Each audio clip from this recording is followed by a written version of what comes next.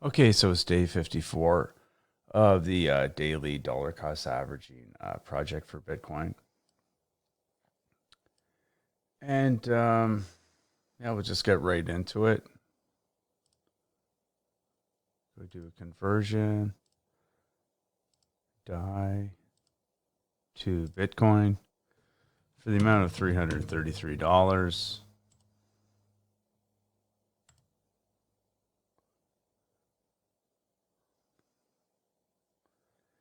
Okay, so I have 0.00447465 Bitcoin. Go over to the portfolio, take a look at it. 23,288.73 Canadian or 0.3189 Bitcoin at this point. This I find interesting. Just yesterday, we were talking about Crypto Crew University. We were running his clip, and he was saying that there's going to be a bear market, that it was going to, by April 8th, it was going to crash. But look at he did this 13 hours ago. Breaking Bitcoin bull flag breakout. Here's our target. Do this now. He was just saying that it was like, this is what I'm saying to you, is that you get people saying one thing, and the next day, they turn on a dime and say the exact opposite. And that's why people get confused. And that's why I'm telling you, daily dollar cost averaging is your best bet. Because if you would have listened to what this guy was saying yesterday, you might have sold everything. Now he's saying, oh my God, I've never seen such a bull market in all my life. You know what I mean? So, like, you got to be, like, and again, maybe what he's saying is right, whatever. But I'm saying this is how people, get confused with all the details. The noise is really, it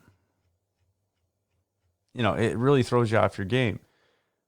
So yeah, now we'll just look at the headlines. Again, as soon as Bitcoin does somewhat of an upward movement, look at this. One Bitcoin will be worth a Lamborghini by year end. Kraken CEO.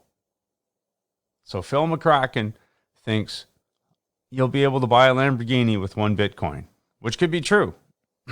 But remember how, like, when it was going down a bit, everybody was saying get rid of it?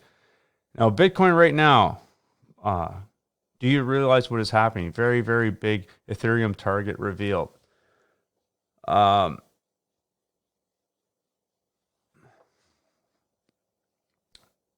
Paul, gold and Bitcoin are at risk of government crackdown. Now, that I would believe.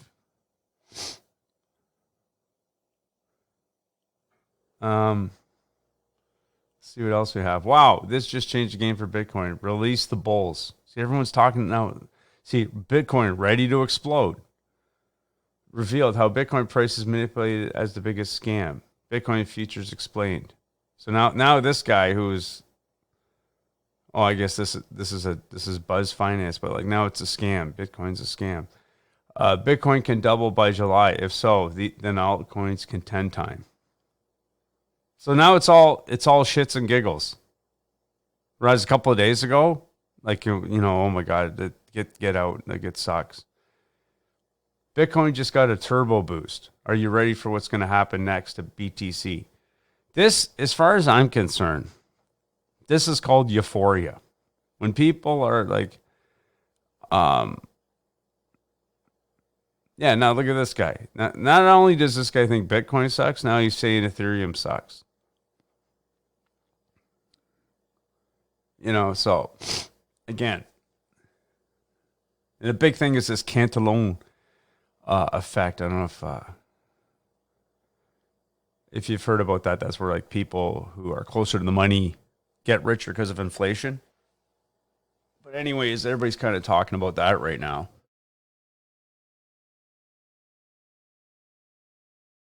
And yeah, it's crazy. So IMF silently creates new money layer. Why you need to leave the banks.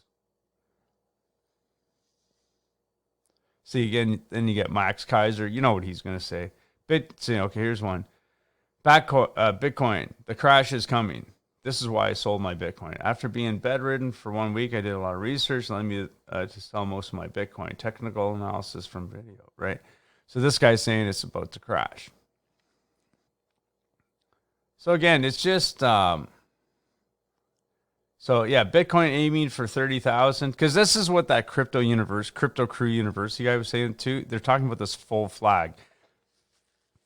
Now, I'm not a technical analysis. Like I know technical analysis to a certain extent, but this full flag thing, I'm not really, privy to that information on how they know exactly what constitutes a full flag.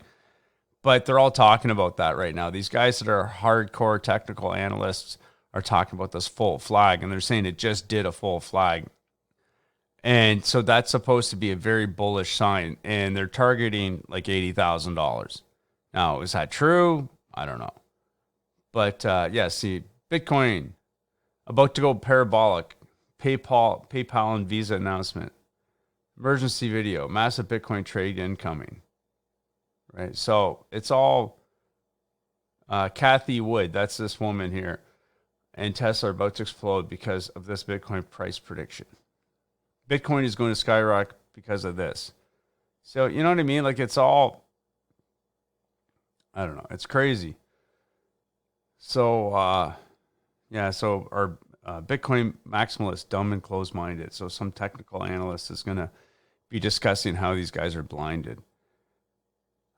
Anyways, this one I kind of like is this just happened to real estate and stock market, a tech route. So this guy's saying there's going to be a housing meltdown, which I believe. The housing prices are ridiculous. And I can't see this going on much longer, but there's a lot of things I don't understand that are happening. But, well, maybe watch this guy for a second and then keep it. If you're losing money as a trader, here's why. Emotion. That's the problem. See, Paul Tudor Jones is... The stock market is taking a beating today, and I wonder why. Could it have anything to do with the charts? And that's why you have subscribed to this channel, because I come bearing 2 crystal balls. And with those 2 crystal balls, we get to look inside. And even though the stock market is not crashing, we haven't had a black swan, white swan, green swan. When one of those happens, bam, with what's happening in the dollar and the yields, people are just itching to push sell. And we have 2 sides of this coin. On one side, which I'll cover in just a moment, housing prices are going through the roof because there's 5 houses on the market. Actually, there's now 4 because I sold mine. And I could even be on the news. Yes, multiple. I mean, the thing was up just a few days. Like a lot of offers and asking prices above 100,000 over asking. Well, give or take. But it was crazy. And I'll tell you, if you are currently living in Southern California, the land of the tents, tent city, and you decide you want to sell, it will be the easiest process you will ever go through. On the selling side, the people that are buying, they're like, whatever. Disclose, nope, fine. Termite, nope. We see them running around all over. It's fine, we'll take it. Well, there's also 12 people died in here. Nope, that's fine, we'll take it. And we're willing to pay $100,000 over. That is crazy. But then on the flip side of said dollar is you got people that were told, like me, my whole life, buy assets, right? Buy properties, and then you put renters in there. But now that's not so good because those said renters are like, you know what? I don't think I want to pay rent anymore. Cancel rent. Why should we even have rent? You know, as if there's no one on the other end. Just cancel it. And oh my gosh, talk about inflation, rent, you guys. I just rented a place in Austin, Texas. Y'all, I'm coming home, and it's $3,500 for a 1-bedroom. And it seems like in my life, I have inflation in all the things that matter to me and deflation where I could give a rip. And for those of you that are holding up cancel rent banners, I want you to see who is on the other side. It's just frustrating, and I think they're going to make it worse before it gets better by changing these rules and forcing us to keep tenants longer. So, time to get out. Blackburn says she's going to sell all of her 9 properties, but the trouble with landlords selling is that in today's incredibly tight housing market, buyers will likely be the occupants, reducing the stock of desperately needed affordable rental. Oh, affordable? No. Let me tell you what is going to happen. Oh, sorry, I'd hit the like button. I just want to say thank you. Is all of these units are going to be coming on at some point, right? At some, maybe next year, maybe in a few years. But what's happening is me, with my said money, I'm looking for property to buy and put renters in there. Let's just pretend, even though I'm currently not. But if I were, do you want to know how tough my rental contract or qualifications are going to look like? It's going to be, all right, so let's see here. Do you make at least $5 million a year? Okay. Do you have a credit score of 849 or above? Okay, check. And once again, the rich getting richer. Does that have anything to do with it? No, it has to do with the poor getting poorer, or the middle class not even able to rent. You can't find rent. You're like, how am I supposed to afford that? You have to be perfect now just to rent a place. And I know even in Southern California where I'm at, this was 5 or 6 years ago. A 2-bedroom was, and I paid rent on this, was $3,000 a month. A 3-bedroom was $4,000 a month. And I'm pretty sure as of today, if I were to pick up the phone and call them, it went up. Now, when it comes to receiving offers, I did not receive 122 offers. That is just unbelievable. But listen to this. 1,400 square foot home on a quiet cul-de-sac in Citrus Heights offers a family-friendly layout. 3 bedrooms, 2 baths, and a spacious backyard with a swimming pool. Asking price, $399,900. $900. Deb Britton of Keller Williams in Folsom is the listing agent. I had hoped, I thought, shoot, if we get 20 offers, that would be amazing. Anita and Barry Jackier are the sellers. We had this little friendly wager going. I'm like, all right, I think we're going to get 8 offers. They tell us they received 122 offers in one weekend. That's 121 people who didn't get a house. And they got $100,000 over, and they didn't even actually go with the highest price, which is also crazy. They went with something that kind of works within their time frame. And also, I'm a naughty homeowner. I actually listed it myself for $99 or whatever it was to get it in the MLS, because I was thinking, do I really want to pay 6%? And actually, after selling it and going through all the disclosures, thank goodness I have realtor friends that help me with the disclosures. I'm like, I should really pay someone 2%. But dang it, I am so cheap. Why is it?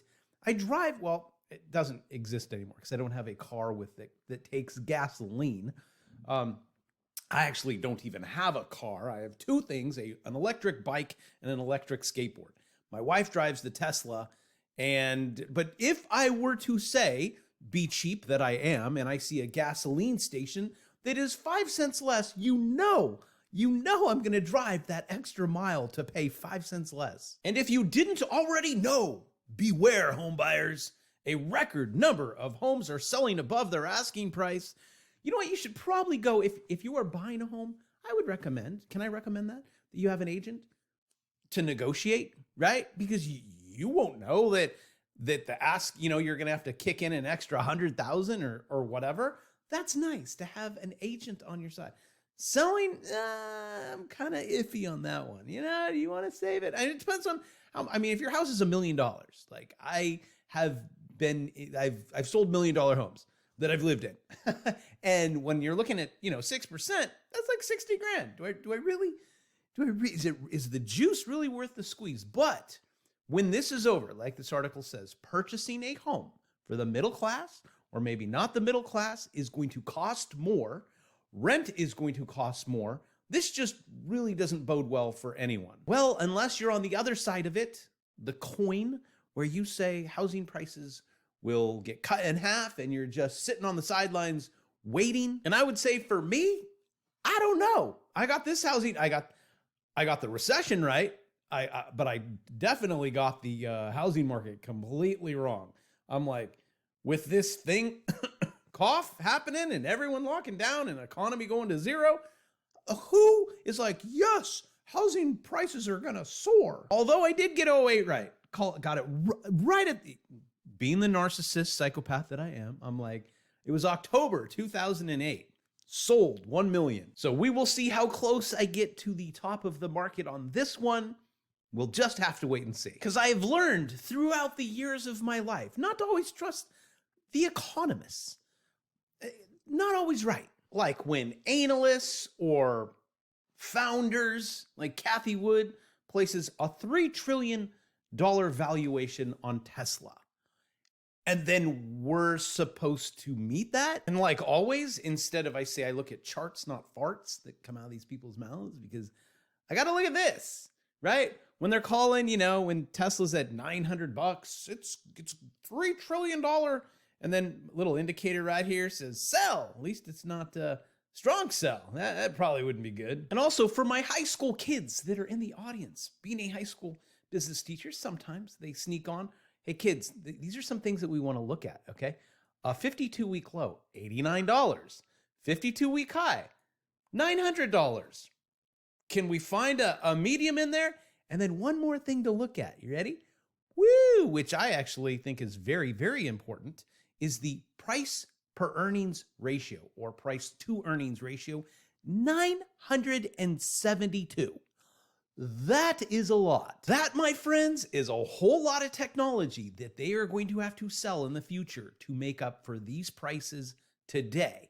And for me, the amount of risk and reward, it's not there. Meaning that's a whole lot more. So he's getting into the, you know, the overall economy and so on and so forth. But again, I do think what he's saying about the housing market is correct. It's insane. It makes no sense. And I don't think anybody really could have seen it coming, and how it's correlated to Corona and all. It's just crazy. But anyways, that's it for today. And I'll see you tomorrow. Take care.